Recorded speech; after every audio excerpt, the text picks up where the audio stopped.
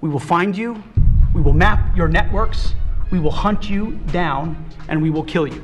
Reports of planned immigration enforcement targeting Somalians in the Twin Cities. It comes after President Trump criticized the group during a cabinet meeting at the White House. 5:18 a.m., Atlanta, Georgia. A federal raid in the dark. A DHS director under secret surveillance. Encrypted routing logs. Synthetic drug shipments. The largest internal breach in Georgia's history. If you want the full truth behind this operation, hit like right now. So this story reaches more Americans who need to hear it. They're operating these networks across our entire country, and we're going to keep every American safe. Every single one. What agents found next shook the command center. 4.7 kilograms of high-purity cocaine inside the office of the woman sworn to protect America's homeland security. This wasn't a cartel warehouse. This was a DHS director's desk. The seat of national protection turned into a trafficking lane. This wasn't an outside threat. This was betrayal wearing a federal badge. If you want to see just how deep the rot goes, stay with me. We're going deeper. 5:18 a.m. Atlanta was quiet and cold.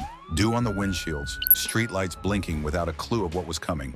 But the raid had already begun. Unmarked SUVs stopped outside the DHS field office. Doors opened, silent footfalls on concrete. FBI, ICE, and DEA agents moved in formation. A battering ram hit the reinforced door. The frame shook. Family photos beside the DHS flag rattled. A reminder of an oath once sworn and now shattered. Agents cleared rooms with sharp surgical precision. Cabinets emptied, desks flipped, flashlights cut through the darkness. Behind a false wall they found, the same 4.7 kilograms of cocaine was recovered from the director's office. 12 unregistered firearms routing ledgers tied to synthetic drug imports. Then came the moment that made agents freeze. A hidden safe coated in dust, locked for years. Inside, $63 million in sealed cash bundles. On the director's desk, an unlocked tablet glowed. Lists of encrypted routes, delivery dates, and access codes tied to East African trafficking lines. This was not negligence. This was architecture. If you want more people to see how deep this network goes, hit like and comment yes to support the channel.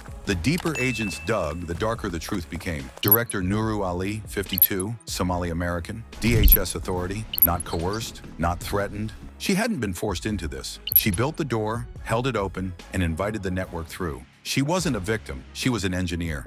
Over 6 years, $188 million moved through 41 shell companies registered in Georgia, Alabama, Kenya, and Dubai. Not one sold a product, not one had a working phone number. Yet they moved more money than regional banks. And every dollar came from the same source, a foreign-run synthetic drug pipeline using DHS-approved routes. The people helping her were not street criminals. They were insiders. A bank director who approved transfers at 1 a.m., a police sergeant who signed off on special access screening, a port contractor who lost containers at Savannah Harbor. This was not bribery. This was system design. Then the ugliest layer surfaced. Director Nuru wasn't just moving narcotics. She was importing men. Through her office, over 670 Somali nationals entered Georgia through expedited parole channels. Not families, not refugees, young men, criminal records abroad, gang tattoos, military scars. We're proud to have the largest Somalian.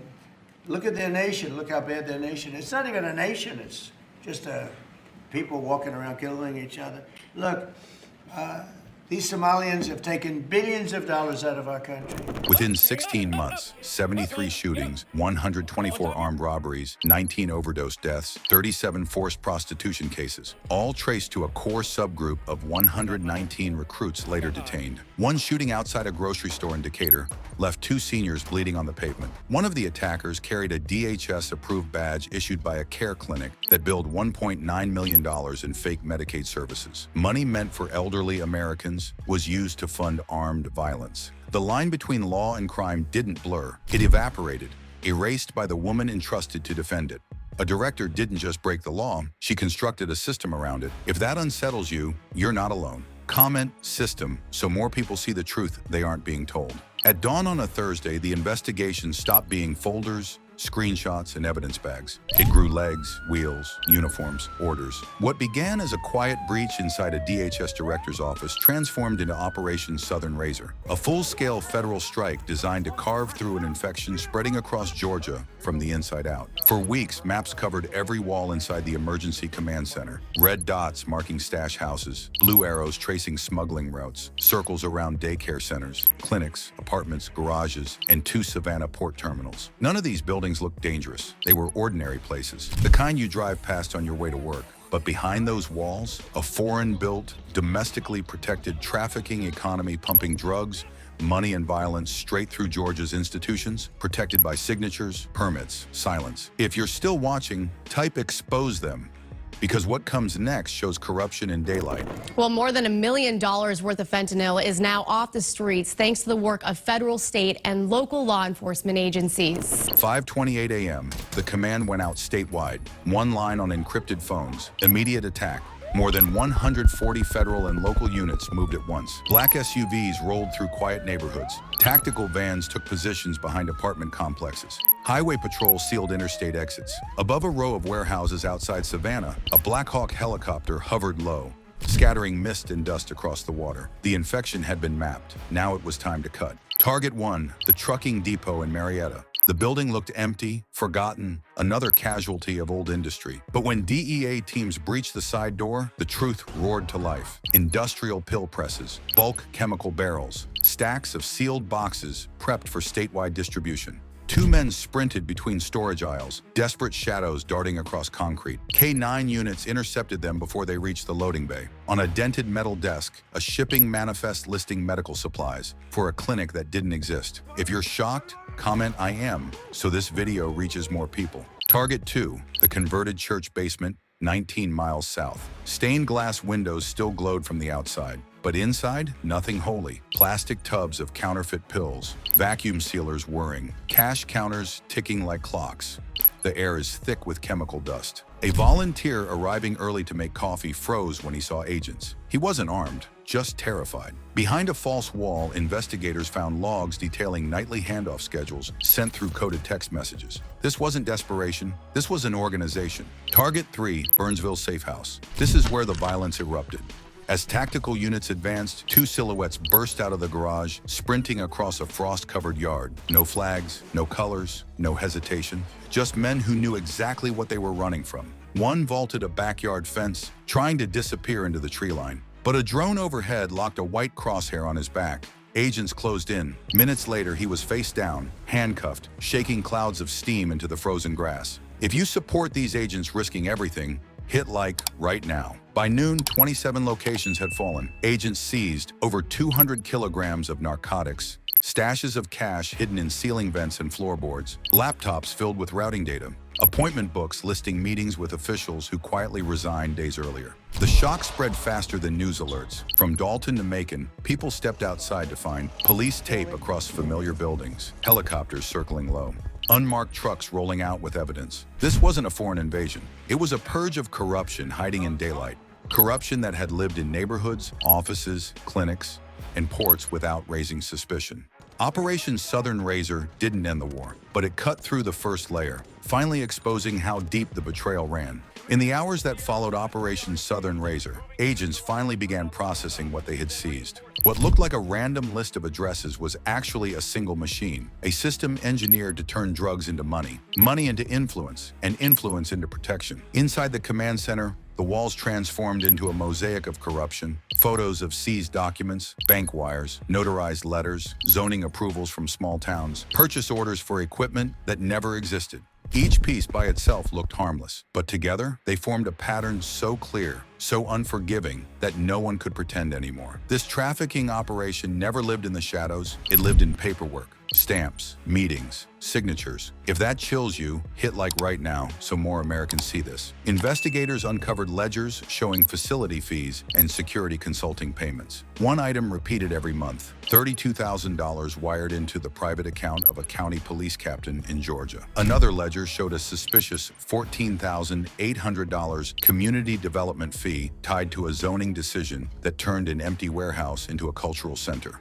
That same warehouse, just like in Chapter 3, was actually a drug repackaging hub, sealed with hidden compartments and guarded by imported recruits. Emails between the DHS director and a regional bank executive were brutally simple. Clear the transfer, no delay. Within hours, the money moved. This wasn't bribery whispered in dark alleys. This was administration. Corruption written in cursive, approved in conference rooms, protected by titles. A sheriff's office received donation funds the same month traffic stops mysteriously dropped along a known cartel trucking route.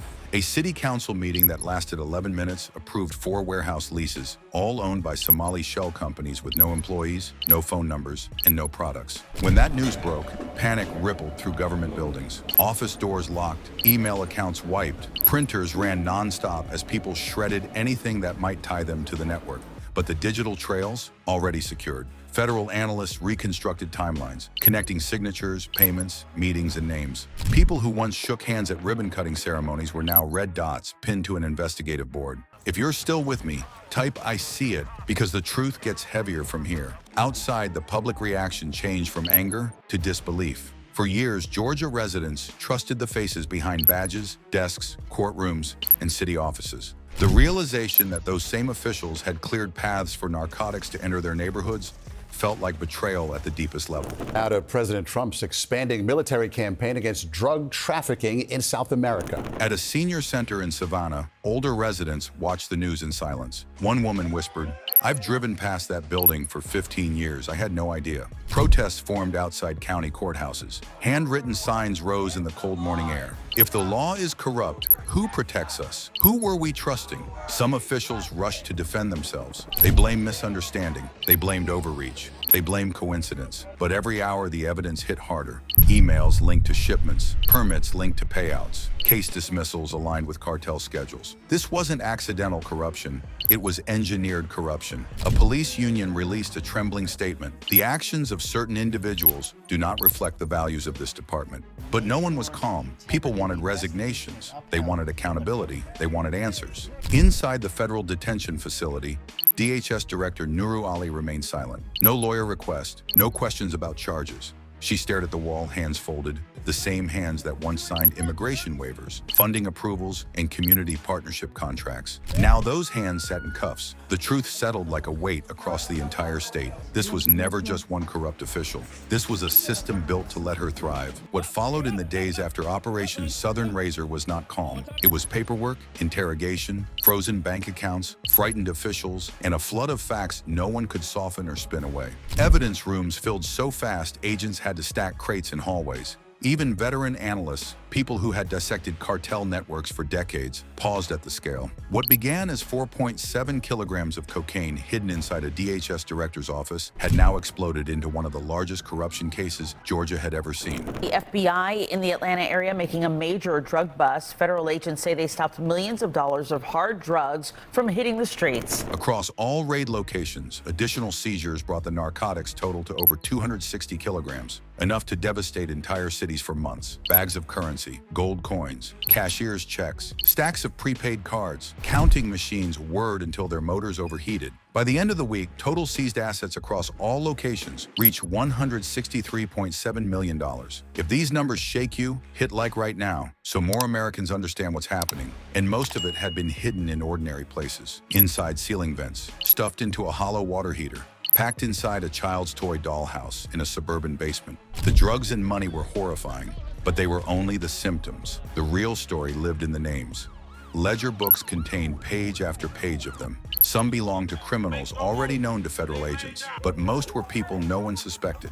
A county procurement officer, a health clinic manager, a former sheriff's deputy, 2 accountants, a church treasurer. These weren't gang members. They were trusted people with keys to the system. When they were arrested, none resisted. Some cried, some stared at the ground. One whispered, "I thought everybody knew," then asked for a lawyer. If this betrayal hits you in the gut, comment "betrayed" below. Federal prosecutors filed charges against 142 individuals, including 137 government officials. Not all were traffickers. Many were charged with falsifying documents, approving illegal transfers, or signing authorizations they knew were fraudulent. None of the charges were minor. Every charge reflected a deliberate breach of trust. But the most painful consequences didn't happen in courtrooms.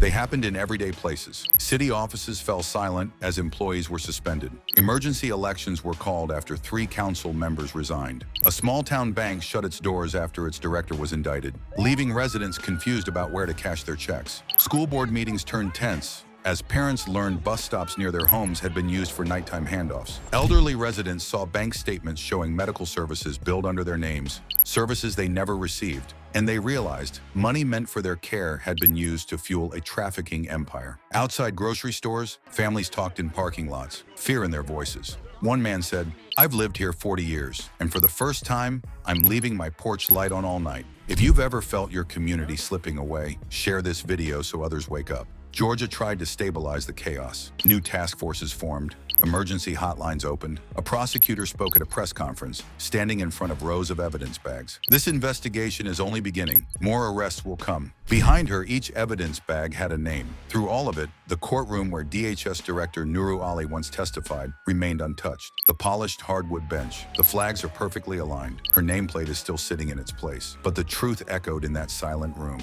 Justice had appeared to live here. In reality, corruption lived behind the scenes. People finally understood a truth they never wanted to face. Drugs don't just arrive in a community. They travel through permissions, approvals, signatures, and silence. Whenever trust bends, damage enters. Whenever officials look away, danger grows. If you're ready to see the political fallout and how far this network reached into Washington, comment ready. In cases like this, it's easy to stare at the piles of seized cash, the illegal weapons, the cocaine bricks, the maps of secret handoffs, and the handcuffs snapping shut on officials who were supposed to protect you. Those images are unforgettable, the kind that burn themselves into memory. But what this case exposed most clearly was something far more fragile, far more dangerous: the collapse of trust. Communities don't run on laws alone. They run on belief. Belief that a DHS director safeguards national security. Belief that officers protect neighborhoods. Belief that officials use tax dollars to serve the public, not to enrich a criminal pipeline. When that belief breaks, the damage spreads through a city like poison. It doesn't move in trucks or crates. It moves through people's minds, their sense of safety, their faith in the system. If you feel that weight already, hit like so this message reaches more Americans. In the weeks after the arrests, older residents gathered in church basements and coffee shops. Their voices were low, heavy with disbelief. Many had lived in Georgia for decades. They raised kids here, buried spouses here, and trusted the system to protect them. Now they stared at headlines about fake DHS clearances, falsified benefit files, bribes disguised as consulting fees, and violence carried out by recruits smuggled in through official channels. They felt betrayed, not once, but 3 times, by criminals, by the system that enabled them, and by the officials sworn to defend them. What began as a drug case became something deeper, a lesson about institutions and what happens when those inside them choose corruption over duty. Crime on the streets frightens families. Crime inside a federal office shakes the meaning of justice itself. A broken window can be repaired. A dangerous alley can be closed. But belief, that is far harder to rebuild. And yet, through all the fear, another truth rose to the surface. The system did not collapse quietly. It fought back. Agents moved before dawn. Cyber teams traced every fraudulent transfer. Witnesses stepped forward even when it terrified them. A retired nurse from Augusta walked into a federal office with 3 years of suspicious records she kept because something felt wrong. A young patrol officer refused a gift envelope and filed a report instead. A bank clerk printed suspicious transfers at midnight, tears in her eyes because she could no longer pretend not to see them. If you think their courage deserves recognition, comment respect below. Operation Southern Razor didn't happen because one agency decided to act. It happened because ordinary Americans chose truth over silence. Every voice, every report, every tiny moment of honesty became part of a wall against corruption. The raids, the charges, the seizures. Those were only the visible moments of a battle that began long before the first door was kicked open. In the end, DHS Director Nuru Ali sat in a federal holding cell, silent. She didn't deny anything. She didn't argue. She didn't explain. She just lowered her head, as if she finally understood the weight of everything she had helped construct. Outside, a reporter asked an agent, "Is this the end?" The agent paused, then answered, "No, this is the beginning. The system is worth fighting for, because justice isn't a building or a badge. It's a promise, kept only when people choose to protect it." Has been enormous, and the scene is still active as the FBI is investigating the deaths of 2 of their own. Meantime, this community has been left disturbed and grieving over what they saw. When the raids ended and the headlines began to fade, a deeper silence settled across Georgia. Not peace, but that eerie calm after a storm, when people step outside, look at the shattered pieces of their community, and whisper, "How long was this happening right in front of us?" Families watch the news with disbelief. 137 dirty officials, 140 plus arrests, over 260 kilograms of narcotics, $163 million seized. But none of those numbers captured the real cost. The real cost was trust. For years, Director Ali walked into DHS headquarters wearing a badge that symbolized duty and protection. She stood beneath the American flag, swore an oath, and then used that oath as a disguise. Behind it, she traded signatures, opened doors, approved entries, and cleared routes for shipments that poisoned communities from Atlanta to Savannah. This wasn't an accident, and it wasn't confusing. It was a system, quiet and deliberate, built with paperwork instead of bullets, approvals instead of violence, silence instead of alarms. In the days after the raid, political shockwaves erupted. County boards held emergency sessions. State legislators demanded answers. 2 police unions issued statements insisting the guilty officials do not represent the department. But the public was not calm. Protesters gathered outside the courthouse in freezing air holding signs. If the law is criminal, what justice remains? Who protects us when protectors fail? Reporters shouted questions about how deep the network reached. No one, not even federal leadership, could give a number.